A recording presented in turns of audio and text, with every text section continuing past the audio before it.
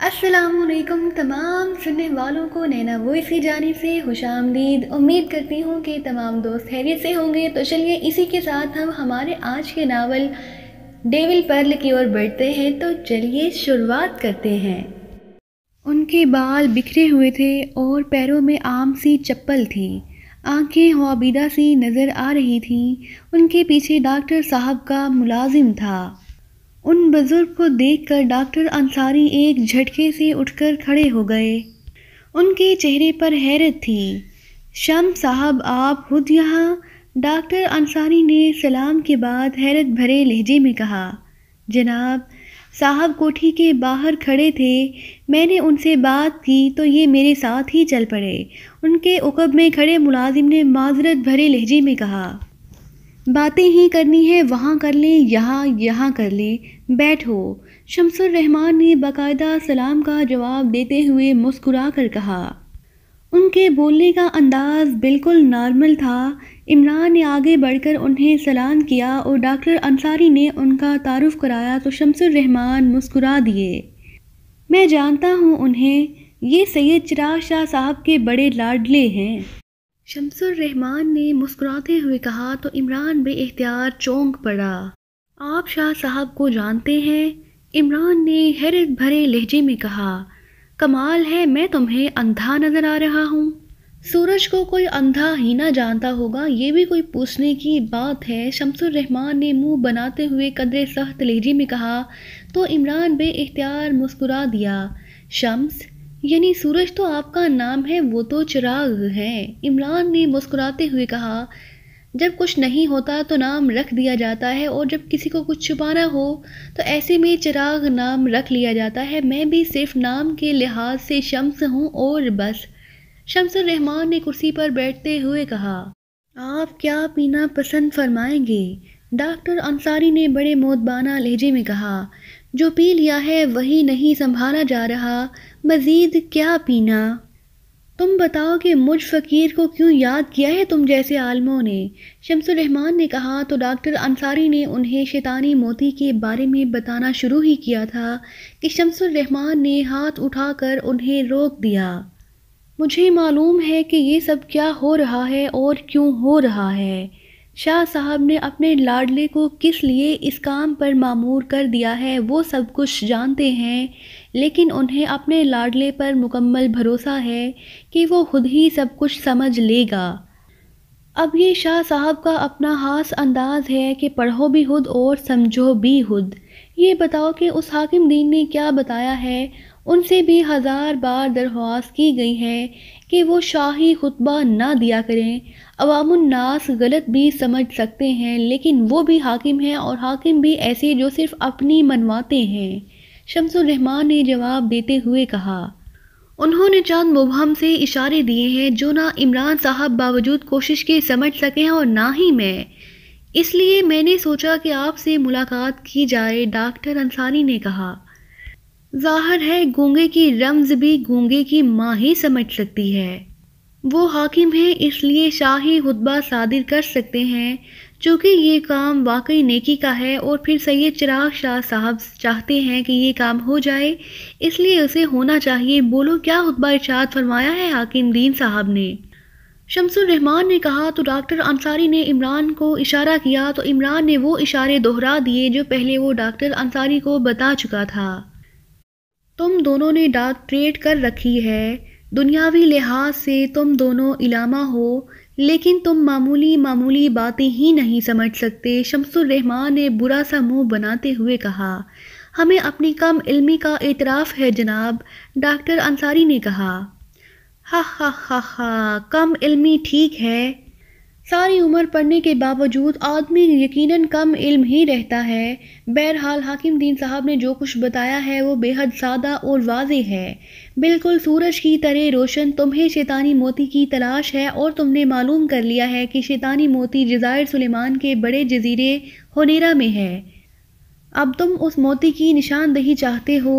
یہ موتی سیاہ رنگ کا ہے اور اسے وہاں چھپایا گیا ہے۔ تو سنو، حاکم دین صاحب نے بڑی واضح بات کی ہے کہ موتی بھی سمندر میں ملتا ہے اور مونگا بھی، اور جزیرے ہونیرا کے گرد قدیم ترین دور سے مونگوں کی بڑی بڑی چٹانیں موجود ہیں، بے شمار چٹانیں۔ مونگا کو مرجان بھی کہا جاتا ہے اور مونگے مختلف رنگوں کے ہو سکتے ہیں، جن میں زرد رنگ، سرخ رنگ اور سبز رنگ کے بھی ہوتے ہیں، جبکہ زرد رنگ سونے کا رنگ بھی ہوتا ہے اور تانبے کا بھی۔ ہونیرا میں سونے کی کئی کانیں ہیں، اس لیے اگر حاکم دین صاحب سونے کا اشارہ دیتے تو تم ان کانوں میں الجھ جاتے، اس لیے انہوں نے تانبے کا حوالہ دیا ہے۔ اس کا مطلب ہے کہ ان بے شمار چٹانوں میں جن چٹانوں کا رنگ زرد ہے، وہ چٹانیں تانبے جیسے رنگ کے مونگوں سے بنی ہوئی ہیں، اور یہ صرف چند ہیں۔ اس سیاہ شیطانی موتی پر زرد رنگ چڑھا کر اسے مونگے کی زرد چٹانوں میں چھپایا گیا ہے، اور وہیں سے یہ حاصل ہو سکتا ہے۔ یہ تو بڑی سیدھی اور واضح باتیں ہیں، اور میں اب جا رہا ہوں، شمس الرحمن صاحب نے مسلسل بولتے ہوئے کہا، اور اس کے ساتھ ہی وہ اٹھ کر اس طرح بیرونی دروازے کی اور بڑھ گئے جیسے ان کا کوئی تعلق ہی ان سے نہ رہا ہو۔ ڈاکٹر انصاری اور عمران دونوں حیرت سے بت بنے بیٹھے ایک دوسرے کو دیکھ رہے تھے۔ واقعی یہ ہے علم، ہم تو ہوا مہوا عالم بنے پھرتے ہیں، ڈاکٹر انصاری نے طویل سانس لیتے ہوئے کہا۔ واقعی یہ ہے علم، حیرت ہے ڈاکٹر صاحب۔ اگر حاکم دین صاحب کے اشاروں کو ذہن میں دہرایا جائے تو بات سیدھی اور صاف دکھائی دیتی ہے۔ ویسے یہ انتہائی حیرت انگیز طریقہ ہے اس موتی کو چھپانے کا، حیرت ہے۔ کسی کے تصور میں بھی نہیں آ سکتا کہ موتی کو زرد رنگ دے کر مونگے کی چٹانوں میں چھپایا جا سکتا ہے، عمران نے انتہائی حیرت بھرے لہجے میں کہا۔ لیکن اب اس موتی کو تلاش کیسے کیا جائے؟ یہ چٹانیں تو بڑی حد تک اور بڑی بڑی اور ٹھوس ہوتی ہیں، ڈاکٹر انصاری نے کہا، تو عمران بے اختیار مسکرا دیا۔ یہ کوئی مسئلہ نہیں، موجودہ دور سائنس کا ہے اور سائنسدانوں نے ایسے آلات تیار کیے ہیں جن میں استعمال ہونے والی ریز مونگے اور موتی کا فرق بتا سکتی ہیں، اور مونگے کی چٹانوں میں موجود موتی کو چیک کر سکتی ہیں، کیونکہ مونگا جاندار ہوتا ہے جبکہ موتی بے جان، اس لیے ایسی ریز استعمال کی جاتی ہیں جو ان کی شناخت کر سکتی ہیں، عمران نے تفصیل سے جواب دیتے ہوئے کہا۔ او پھر تو مسئلہ حل ہو گیا، ڈاکٹر انصاری نے مسرت بھرے لہجے میں کہا۔ ہاں، اب میں آسانی سے اس موتی کو حاصل کر لوں گا، لیکن اب مسئلہ یہ ہے کہ اسے ضائع کیسے کیا جا سکتا ہے، عمران نے کہا۔ ہاں، یہ بھی معلوم ہونا چاہیے، ڈاکٹر انصاری نے چونک کر کہا۔ اب یہ بات کس سے معلوم کی جائے، عمران نے ہونٹ چباتے ہوئے کہا۔ تم پہلے اسے حاصل تو کر لو، پھر اطمینان سے اس بارے میں سوچا جا سکتا ہے یا کسی سے معلوم کیا جا سکتا ہے، ڈاکٹر انصاری نے کہا۔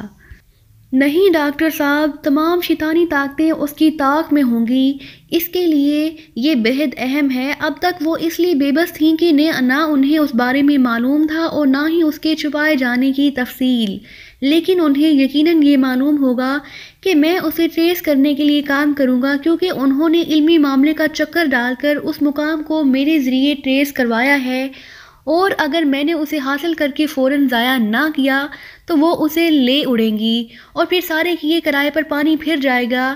اگر آپ اجازت دیں تو میں یہاں سے شاہ صاحب کو فون کر کے ان سے پوچھ لوں، کیونکہ یہ خالصتاً روحانی مسئلہ ہے، ہم اسے کسی صورت بھی نہ جان سکیں گے، عمران نے کہا۔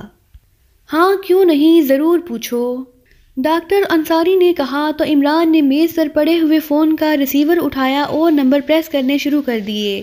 آخر میں اس نے لاؤڈر کا بٹن بھی پریس کر دیا تو دوسری طرف گھنٹی بجنے کی آواز سنائی دینے لگی۔ السلام علیکم، عاجز چراغ شاہ صاحب بول رہا ہوں۔ ریسیور اٹھاتے ہی سید چراغ شاہ صاحب کی نرم سی آواز سنائی دی، لہجہ شفقت سے پر تھا۔ وعلیکم السلام شاہ صاحب، میں علی عمران عرض کر رہا ہوں، عمران نے انتہائی مؤدبانہ لہجے میں کہا۔ اللہ تمہیں خوش رکھے، ہر میدان میں سرخروئی عطا فرمائے، ایمان کی دولت سے مالا مال فرمائے، کیا خدمت کر سکتا ہوں، شاہ صاحب نے دعائیں دیتے ہوئے کہا۔ شاہ صاحب، میں نے شیطانی موتی کا مقام اور جہاں اسے چھپایا گیا ہے وہ جگہ معلوم کر لی ہے، لیکن مجھے یہ معلوم نہیں کہ اسے حاصل کرنے کے بعد ضائع کیسے کیا جائے، کیونکہ میرا خیال ہے کہ یہ شیطانی طاقتیں بھی اس کی طاق میں ہوں گی اور ان کی کوشش ہوگی کہ وہ اسے مجھ سے لے اڑیں، اس لیے میں نے آپ کو تکلیف دی ہے۔ عمران نے کہا، ہاں عمران بیٹے، اس موتی کے لیے بڑی بڑی شیطانی طاقتیں اور شیطان کے غلام انسانوں کے درمیان بڑی بھرپور جنگ شروع ہو چکی ہے۔ ہر ایک پارٹی چاہتی ہے کہ یہ شیطانی موتی اسے حاصل ہو جائے اور وہ نائب شیطان بن کر اس موتی کے تحت شیطانی طاقتوں کو بروئے کار لا کر ہلکے خدا کو زیادہ سے زیادہ گمراہ کرے، اس لیے وہ سب تمہاری طاق میں ہیں۔ وہ تمہاری نگرانی کر رہی ہیں اور تم جیسے ہی موتی حاصل کرو گی وہ اسے لے اڑیں گی۔ ان میں سے ایک گروپ ایسا ہے جو تمہیں آڑے عملی طور پر آ سکتا ہے، اور شیطانی طاقتوں کا بھی یہ خیال ہے کہ وہ گروپ تم سے یہ شیطانی موتی حاصل کر لے گا یا اس کے بارے میں معلوم کر لے گا۔ اس گروپ کا سربراہ جیری ڈوم نامی ایک شیطان کا غلام ہے۔ اس کی پشت پر ایک بڑی شیطانی طاقت حناس ہے۔ اس گروپ نے یہاں بھی تم پر قاتلانہ حملہ کرنے کی کوشش کی تھی۔ یہ عام بدماش اور گنڈے ہیں، لیکن ان کا سربراہ جیری ڈوم بدماش اور گنڈا ہونے کے ساتھ ساتھ شیطان کا بھی غلام ہے۔ اس نے اپنی روح اور جسم شیطان کو مکمل طور پر سونپ دیا ہے۔ شاہ صاحب نے مسلسل بولتے ہوئے کہا، آپ نے درست فرمایا ہے شاہ صاحب، مجھے بھی یہ اطلاع ملی ہے۔ عمران نے کہا، اب انہوں نے ایک اور منصوبہ بنایا ہے کہ جیسے ہی تم اس مقام کو تلاش کر لو گے جہاں یہ موتی موجود ہے تو وہ تمہیں ہلاک کر دیں گے اور پھر یہ موتی خود حاصل کر لیں گے۔ حناس کو انہوں نے اسی کام پر لگا رکھا ہے۔ جہاں تم اس وقت موجود ہو وہاں پہلے حناس بھی موجود تھا، لیکن جب شمس الرحمن کوٹھی میں داخل ہوا تو وہ بھاگ جانے پر مجبور ہو گیا، اس لیے جو کچھ انہوں نے تمہیں بتایا ہے وہ حناس نہیں سن سکا اور نہ ہی وہ تمہاری ذہن کے اندر جھانک سکتا ہے۔ البتہ جیسے ہی تم جزیرے پر پہنچو گے یہ وہاں خوفناک گنڈوں اور بدماشوں کے گروپ تمہارے مقابلے پر کھڑے کر دیں گے، اس لیے اب یہ بات تم نے خود سوچنی ہے کہ تمہیں کیا کرنا ہے اور کیا نہیں۔ شاہ صاحب نے کہا، شاہ صاحب اس گروپ سے تو ہم نمٹ لیں گے، لیکن اس شیطانی طاقت کا کیا کریں؟ وہ تو ہمارے ساتھ چپکی رہے گی اور اس گروپ کے خاتمے کے بعد وہ کسی اور کے ساتھ شامل ہو جائے گی۔ عمران نے کہا، نہیں بیٹے، شیطانی طاقتیں بھی چند حدود کی پابند ہوتی ہیں۔ یہ حناس چونکہ جیری ڈوم کے ساتھ منسلک ہو چکا ہے، اس لیے جیری کے ہلاک ہوتے ہی یہ خود بخود فنا ہو جائے گا۔ شاہ صاحب نے جواب دیا، پھر دوسری شیطانی طاقتیں اس کی جگہ لے لیں گی شاہ صاحب۔ عمران نے کہا، ہاں شیطان نے تو ہر حال میں اپنی کوششیں کرنی ہیں، اب رہ گئی اس شیطانی موتی کو ہمیشہ ضائع کرنے کی بات تو سنو۔ اس شیطانی موتی کے تحت شیطانی طاقتیں اس وقت تک حرکت میں نہ آ سکیں گی جب تک اس پر موجود مقدس شخصیت کا لگایا ہوا رنگ صاف نہ ہو جائے، اس لیے جیسے ہی یہ موتی تمہیں ملے تم اسے فوراً پیس دینا، بس اس کے پیستے ہی یہ ہمیشہ کے لیے ضائع ہو جائے گا۔ لیکن خیال رکھنا کہ شیطان اور اس کی طاقتیں ہر صورت میں اور ہر قیمت پر اسے تم سے حاصل کرنے کی کوششیں کریں گی، اور بس اب مزید وقت ضائع مت کرو اور عمل کی طرف جاؤ۔ اللہ حافظ۔ شاہ صاحب نے ایک طویل سانس لیتے ہوئے رسی کہا تو عمران نے ریسیور رکھ دیا۔ شاہ صاحب نے بڑا آسان سا حل بتایا ہے، اور اب میں سوچ رہا ہوں کہ یہ حل تو ہمیں بھی سمجھ آ جانا چاہیے تھا کہ موتی کا ایک وجود ہے، جب اسے توڑا جائے یا پیس دیا جائے تو پھر موتی کا چورا تو ہوگا، موتی نہیں ہوگا، اور جب موتی نہیں ہوگا تو اس کے تحت طاقتیں بھی نہیں ہوں گی۔ ڈاکٹر انصاری نے کہا تو عمران نے اثبات میں سر ہلا دیا۔ ناراک میں بلیک ڈوم کلب کا مینیجر کارسن اپنے شاندار آفس میں کرسی پر بیٹھا ہوا تھا۔ جب سے اس کے چیف جیری ڈوم نے اسے بتایا تھا کہ ویلنگٹن میں بلیک ڈیتھ کے انچارج ماسٹر نے اسے غلط رپورٹ دینے کی جرات کی ہے، اس وقت سے کارسن غصے سے بری طرح کھول رہا تھا۔ یہ اس کی زندگی میں پہلا موقع تھا کہ کسی نے اسی طرح غلط رپورٹ دینے کی جرات کی تھی۔ اس کے خیال کے مطابق یہ تو چیف نے اس پر رحم کھایا تھا، ورنہ وہ دوسرا سانس بھی نہ لے سکتا تھا۔ گو چیف نے اسے بلیک ڈیتھ کے انچارج سمیت پورے سیکشن کو موت کے گھاٹ اتارنے کا حکم دے دیا تھا، لیکن کارسن جانتا تھا کہ مرڈر سیکشن میں سب سے زیادہ تربیت یافتہ لوگ بلیک ڈیتھ ہی میں تھے، اور بلیک ڈیتھ سیکشن نے ایسے ایسے کارنامے سر انجام دیے تھے جو یادگار حیثیت رکھتے تھے۔ اور انہی کارناموں کی وجہ سے کارسن کا اپنا قد بھی بلند ہوا تھا، اس لیے اس نے اندھا دھند اقدام کرنے کی بجائے صرف ان لوگوں کو سزا دینے کا فیصلہ کیا جنہوں نے غلط رپورٹ دی تھی۔ اس نے چیف کا حکم ملتے ہی بلیک ماسٹر کو اس کے ان ممبران سمیت ناراض کال کر لیا تھا جو پاکیزہ بھیجے گئے تھے، اور اسے اطلاع مل چکی تھی کہ بلیک ماسٹر اپنے 4 ساتھیوں سمیت چارٹرڈ طیارے کے ذریعے ولنگٹن سے ناراض پہنچ چکا ہے اور اب وہ اس کی آمد کے انتظار میں تھا۔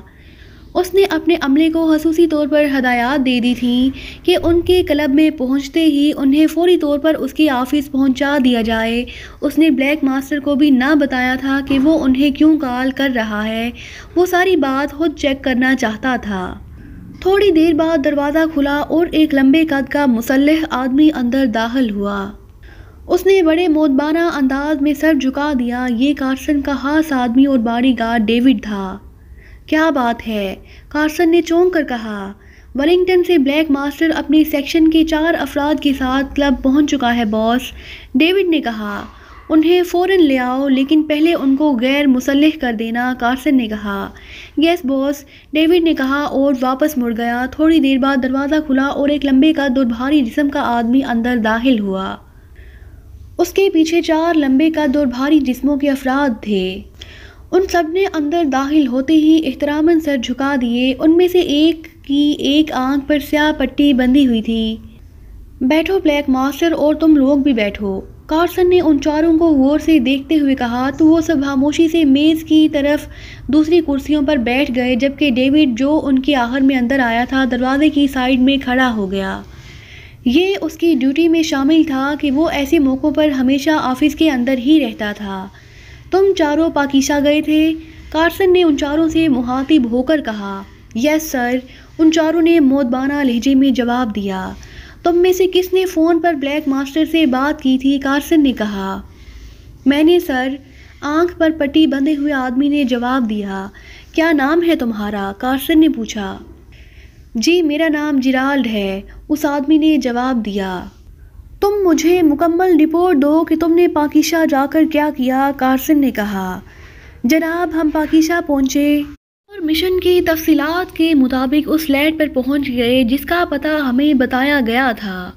اس فلیٹ کو تالا لگا ہوا تھا۔ ہم وہیں بکھر کر رک گئے۔ پھر ایک آدمی جو ملازم لگتا تھا اس فلیٹ کی سیڑھیاں چڑھنے لگا تو میں نے اسے روک کر اس سے عمران کے بارے میں پوچھا۔ میں نے اسے اپنے بارے میں یہ بتایا کہ میں ناراق سے عمران کو ملنے آیا ہوں۔ اس نے بتایا کہ وہ اس عمران کا باورچی ہے اور اس فلیٹ میں عمران اور وہ دونوں رہتے ہیں، اور عمران ملک سے باہر گیا ہوا ہے اور اس کی واپسی کا بھی کوئی علم نہیں، اور یہ بھی نہیں معلوم کہ وہ کہاں گیا ہے، کیونکہ اس کے ملازم کے مطابق وہ اپنی مرضی کا مالک ہے۔ اس کے بعد ہم نے مزید 8 گھنٹوں تک اس کے فلیٹ کی مکمل نگرانی کی، لیکن اس ملازم کے علاوہ اور وہاں کوئی نہ آیا۔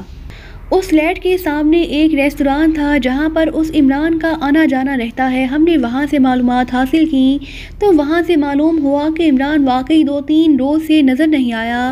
وہ یقیناً ملک سے باہر گیا ہوا ہوگا، کیونکہ وہ اکثر کئی ہفتوں کے لیے ملک سے باہر چلا جاتا ہے۔ اس کے بعد میں نے باس ماسٹر کو فون کر کے ان کو رپورٹ دی اور ان سے مزید ہدایات طلب کی تو انہوں نے ہمیں واپس آنے کا کہہ دیا اور ہم واپس آ گئے، جیرالڈ نے تفصیل بتاتے ہوئے کہا۔ تمہاری آنکھ پر پٹی کیوں بندھی ہوئی ہے؟ کارسن نے پوچھا۔ واپسی کے دوران ایک لکڑی اچانک میری آنکھ میں لگ گئی تھی جس کی وجہ سے آنکھ ضائع ہو گئی ہے، اس لیے اس پر پٹی بندھی ہوئی ہے، جیرالڈ نے جواب دیتے ہوئے کہا۔ بس یا کچھ اور کہنا ہے؟ کارسن نے ہونٹ چباتے ہوئے کہا۔ بس جو کچھ ہوا وہ میں نے آپ کو بتا دیا ہے، جیرالڈ نے جواب دیا۔ تم بتاؤ ماسٹر، یہ جیرالڈ کیسا آدمی ہے؟ کیا یہ سچ بول رہا ہے؟ کارسن نے بلیک ماسٹر سے مخاطب ہو کر کہا۔ یہ میرے سیکشن کا سب سے ہوشیار اور قابل اعتماد آدمی ہے باس۔ میری سمجھ میں نہیں آ رہا کہ آپ کیوں یہ سب کچھ پوچھ رہے ہیں۔ کیا آپ کا خیال ہے کہ جیرالڈ غلط بیانی کر رہا ہے؟ بلیک ماسٹر نے حیرت بھرے لہجے میں کہا۔ تمہارا کیا خیال ہے کہ ہم یہاں آفس میں بیٹھ کر صرف حکم دینا جانتے ہیں؟ ہمیں باہر ہونے والے معاملات کا پوری طرح علم نہیں ہوتا۔ اور یہ بھی سن لو کہ سپر چیف کی نگاہیں بیک وقت پوری دنیا پر ہوتی ہیں۔ میں جیرالڈ کو آخری موقع دے رہا ہوں کہ جو سچ ہے وہ بتا دے، ورنہ تم جانتے ہو کہ تمہارے پورے سیکشن کا کیا انجام ہو سکتا ہے۔ اور یہ میرا وعدہ ہے کہ اگر تم سچ بول دو گے تو تمہیں معاف بھی کیا جا سکتا ہے۔ ویسے یہ بتا دو کہ جو کچھ وہاں ہوا ہے وہ ہمیں پہلے سے معلوم ہے۔ اشارے کے طور پر اتنا بتا دوں کہ فون تم سے زبردستی کرایا گیا تھا، کارسن نے کہا تو جیرالڈ اور اس کے ساتھیوں کے چہرے یک لخت زرد پڑ گئے۔ معاف کر دیجئے، معاف کر دیجئے، ہم سے غلطی ہو گئی، جیرالڈ نے یک لخت اٹھ کر ہاتھ جوڑ کر کانپتے ہوئے لہجے میں کہا، تو اس کے ساتھی بھی اٹھ کر کھڑے ہو گئے۔